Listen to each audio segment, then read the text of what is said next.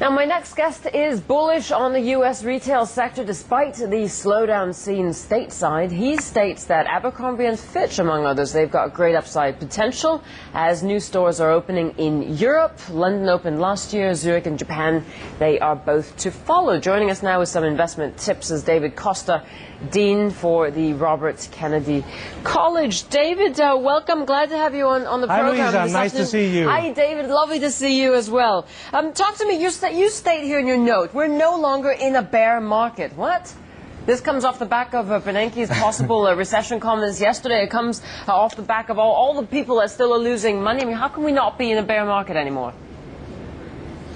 Well, I think that what happened yesterday with Bernanke was it just say that we might be in a recession. It didn't say we are in a recession. It specifically stated that it's too early to say if the United States is in a recession. Why I'm saying that is that in the last days we had some good surprises in the United States. The market had been going up and there are still been good opportunities to make money. So for me, a bear market is where you cannot find any opportunity to make money. And at the moment there are still some very good opportunities. So I don't see such a big tragedy. US have been down in the first quarter, but not as down as some other countries like China, India and Europe. So is that so bad? I don't think so. I give you that March was an okay month in comparison to what we saw in January and February, but indications are still that we are going to see businesses slow down as we start to feel the pinch from the credit crunch as that really starts to take hold.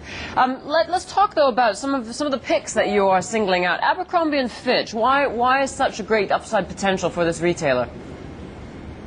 Okay, Abercrombie Fitch is a very, very strong brand in the United States. I think it's one of the few retail in their market space where you had to queue to enter a store, or many other stores, and you have to queue to pay. They just recently started their international expansion, and they opened their very first non-US store in London, and have been very, very successful. So they have now revealed plan to open stores throughout Europe, including here in Switzerland, and in Japan as well. So when you see one of those brands which is very strong in the United States, and have just scratching the surface abroad, there is again a good opportunity. So when I'm saying we're now in a bear market, it's because I see many great US companies doing well internationally. So I don't think it's something that will influence all those companies. So Abercrombie is one of those brands which will do very well internationally, and so the shares will have a positive upside.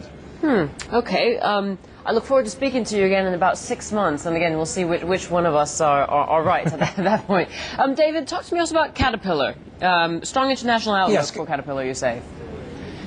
Exactly. Caterpillar, if we look at the data from the dealers of Caterpillar in February, we can see that there has been a slowdown in the United States, and that is correct, and fits with what Bernanke said. However, we have seen a good increase, very big increase actually, in Latin America, Europe, Middle East and Asia, and throughout the world. So Caterpillar didn't disappoint anyone, both this year and year to date, and both 12 months from now. So I still think that Caterpillar is one of those international brands, international operations that will give you, some satisfaction in the future, because it's very diversified. They're very strong on both agricultural machinery, mining machinery, construction machinery, and there is a construction boom not in the United States anymore, but in the rest of the world. So I would say Caterpillar has a good opportunity, and also seeing the good results, I would recommend it. But they still tend to be sold alongside with some of the other heavyweights out there when that kind of mirror what's taking place in the U.S. economy when we see sell-offs. I mean, you saw IBM, for example, yesterday being sold lower. You saw GE, the owner of this station. I mean, these are companies that otherwise are very well represented abroad outside of the U.S.